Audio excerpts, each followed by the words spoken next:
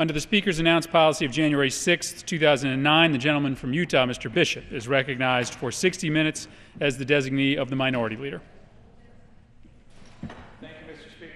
I appreciate the opportunity of being here and talking especially about the 10th Amendment and some of the efforts that members of this House are doing in a way to try and emphasize the significance and the importance of that particular amendment to the Constitution. You know, Mr. Speaker, for the people who are allowed to work in this chamber or who come in to visit, there are all sorts of historical references that they can see. Up around the top of the wall over here, there are the cameos of the great icons of the world, the great lawgivers of the world. Moses is the greatest of all lawgivers, is the only one that has a full face, and he's looking directly at the Speaker. Everyone else has a side view going around here, and there are only two Americans in this pantheon of great lawgivers in the history of the world, George Mason and Thomas Jefferson, on either side of the Speaker's rostrum, with some great language from Webster telling us to use our resources to develop this country in between the two. I always thought it was somewhat ironic that Jefferson and Mason were the two great lawgivers that we have from the United States in this chamber, because neither of them actually signed the Constitution. Jefferson was not present at the time, and George Mason was one of three people who spent the entire time at the Constitutional Convention, and at the end of that time still refused to fix his signature to the document itself. As I was teaching school, I insisted that every one of my kids had to say why Mason was one of those who did not sign the document, what was his rationale for it, and of course it was because the document did not have a Bill of Rights. Now, I was always hoping that one of my students would ask what I still think is a more significant question, which is not why did Mason not sign, but why did all the other brilliant men, the founding fathers, Washington and Franklin and Madison and Hamilton and Wilson and Dickinson and the rest, why did they not go along with Mason? Why did they not add a Bill of Rights into the base document? It was certainly not because these founding fathers did not believe in the idea of individual liberty, but they had another method, another mechanism that they thought more specific than actually listing down what our rights are and are not. It was the structure of government. And though not specifically named in the document, it becomes the essential element of the Constitution. And the purpose of that structure was to ensure that individual liberties would be maintained and personal dignity and personal freedoms would be benefited and would grow in this country. So those founding fathers, when they built our system of government, they divided power horizontally between the three branches of government, executive, legislative, and judicial, with the goal and purpose of balancing those three so that individual liberty would be protected. And indeed, the problem is, if ever those three branches horizontally are out of balance, where one branch of government has far more ability to control the outcome of policy than the other, it is individual people who are hurt. It is their rights who are put in jeopardy. Now, they thought it was going to be very easy for those three branches of government to maintain that special balance, because each one would have a vested interest in maintaining their particular role within the system. But often forgotten, especially in public school classes about government, is in addition to that horizontal balance of power, equally important to the founding fathers was a vertical balance of power between the national government and the states. Once again, the purpose of that balance was supposed to be to protect individual liberties. And again, if that balance is off kilter, then again, individuals are harmed. But the question always was, would the federal government, the national government, be sufficient to try and maintain itself and govern itself to create and maintain that balance? In the Federalist Papers, obviously people like Madison and Hamilton and Jay, who wrote those Federalist Papers, they envisioned this. This was part of their argument to this nation on why the Constitution should be adopted. Madison in Federalist 45 said the powers delegated by this proposed Constitution are few and defined. Those which are to remain in the state government are numerous and indefinite. And why? Because powers reserved to the states will extend to all the objects which concern the lives, liberties, and properties of the people. In Federalist 32, Hamilton said the same thing when he simply said that any attempt on the part of the national government to abridge any state power would be a violent assumption of power unwanted by any article or clause of the Constitution. Indeed, when Hamilton was arguing on whether to add a Bill of Rights to the Constitution itself, he simply asked the question, why should we prohibit that which cannot be done? The assumption always was that there would be limitations on what the federal government can do, not so on the states. Now, the final one from Federalist 51, also by Madison, said that the dependence on the people is no doubt the primary control on government. But experience has taught mankind the necessity of auxiliary precautions.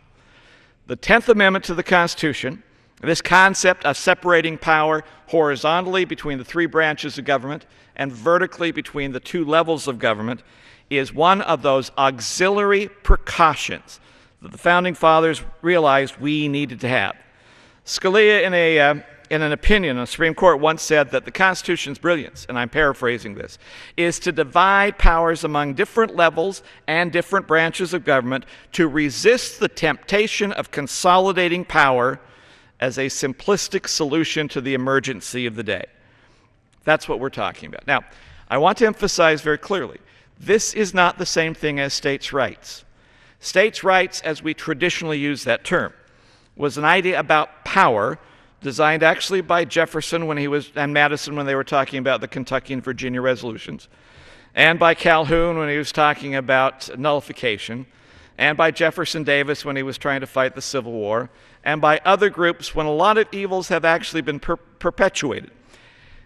States' rights is about power. Federalism and the 10th Amendment is about balancing power between branches of government, between a federal and a national government and a state government. And the balance, not control, the balance is there to protect individuals. Because it is so easy for the federal government to ignore that or forget it, we have formed a 10th Amendment task force. The goal and propensity of that task force is once again to try and re-emphasize the significance of federalism and to disperse power from Washington to restore that constitutional balance of power through the liberty-enhancing elements of federalism. We have 5 goals. 1 is to educate Congress and the public about federalism. 2 are to develop proposals to disperse power to regions, to state, to local government, and private institutions and families and individuals. 3, to elevate federalism as a core focus of our leadership in Congress. 4, to monitor threats to federalism, to 10th Amendment principles and federalism. 5, to help build and foster a federalist constituency. What we're trying to do is make people more aware of the importance of federalism, the importance of the 10th Amendment, and how it impacts their life, and also find ways to empower states so they can stand up to the national government and reestablish the balance that was always intended to be there. Because once again, if that balance is out of kilter, then all of a sudden individuals are harmed. People are harmed. It affects their daily lives. Are any of you two ready to go? Want to go now? If I could interrupt at this point, I would like to introduce one of the members, the 10 founders of this 10th Amendment Task Force, to perhaps talk to a little bit about how the importance of the 10th Amendment, the importance of federalism is in restoring personal liberties and making sure that government does not have the heavy hand that hurts and harms people, which was the intention of the Founding Fathers. So I would yield to the gentleman from Texas for as much time as he wishes to consume at this point, Mr. Neugebauer.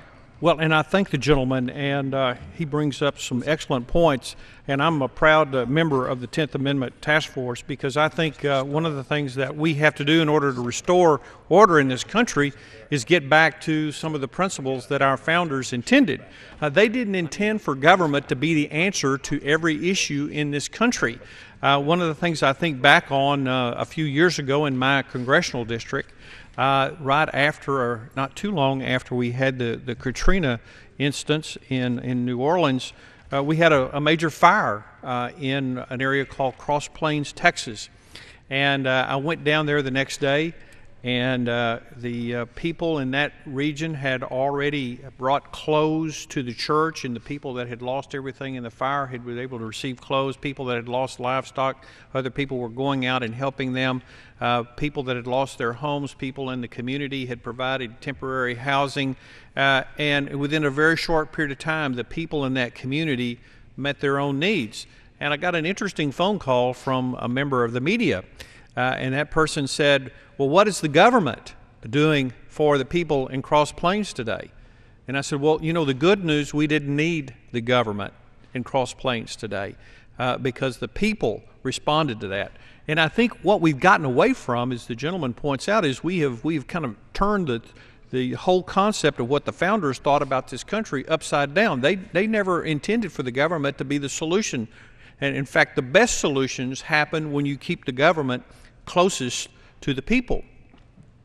So the 10th Amendment Task Force, what we're going to try to do is not only analyze what some of the things we've already done, but as legislation is brought to this very floor, we're going to try to remind our colleagues of the principle of federalism, and is this the right place for this particular piece of legislation to be originated, or should this be left to the people? Because every time the federal government puts a new law in place, individuals' liberties and freedoms are eroded. Now, one of the things that we've been talking about in this body for a number of months now is these record deficits in our country. It wasn't many years ago that this country, you know, had a budget of $100 billion. In fact, back in, I think, 1962. This year, the President of the United States brought a budget to this floor that spent over $3.7 trillion. And by the way, it's $3.7 trillion, and we don't have $3.7 trillion. In fact, we're going to borrow 42 cents for every dollar we're going to spend.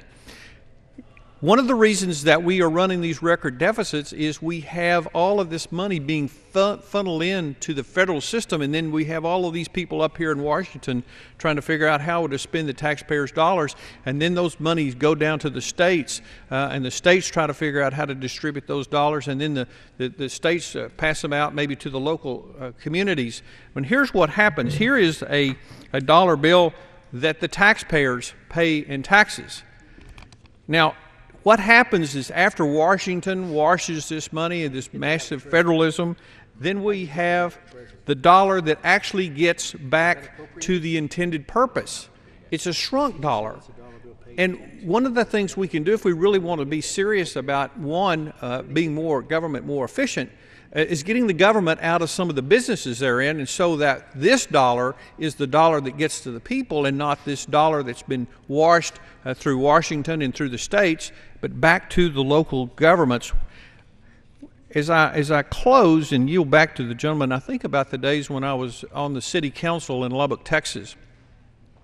And it was so discouraging to me where we would be sitting in council meetings and we would be sitting with staff, and someone would have an innovative idea of better ways to serve our citizenry in Lubbock, Texas.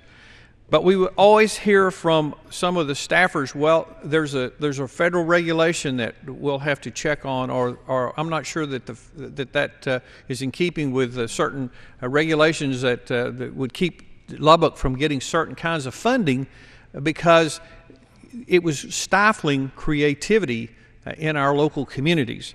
And so, as the gentleman points out, the founders were very sincere about not letting the federal government have very many powers, because they knew where the best work happens, where the keep innovation and liberty and freedom in place was to limit the powers of our federal government. Some way along the line, we lost our way, and one of the reasons that I joined the 10th Amendment Task Force was to see if we can restore the spirit of the Constitution back to this body. And with that, I yield back to the gentleman and thank him for his time. I thank the gentleman from Texas for going over some specific examples of what this means to individuals. Look, Mr. Speaker, I hate to admit this, I'm an old school teacher. I taught history. So when I read about what the Founding Fathers intended and how they tried to structure this government, I find that fascinating. I also recognize, unfortunately, for most people, when you talk about federalism or the 10th Amendment, their eyes will glaze over. All they remember from those concepts is probably some essay they had to write in high school and something they didn't enjoy then and probably don't want to think about it now. But the bottom line is the Founding Fathers actually foresaw our day. They recognized that the solutions we need for the crisis of this day that impacts real people today is the concept of federalism. That balance which unfortunately has been out of balance for quite some time, is that solution and indeed the salvation of our future. Like, as you can obviously tell, I'm old, which is something that bothers me. However, I also recognize that the world is different. When I was a kid, television was a whole lot easier. There were only 3 channels and 1 PBS station. The dial only had 13 options on it. And yeah, I had to actually get up and go to the TV and change the dial, so I didn't change channels that often. But that was life. Now, when I go back this evening to my apartment, I will have a television set that gives me the option of 161 channels.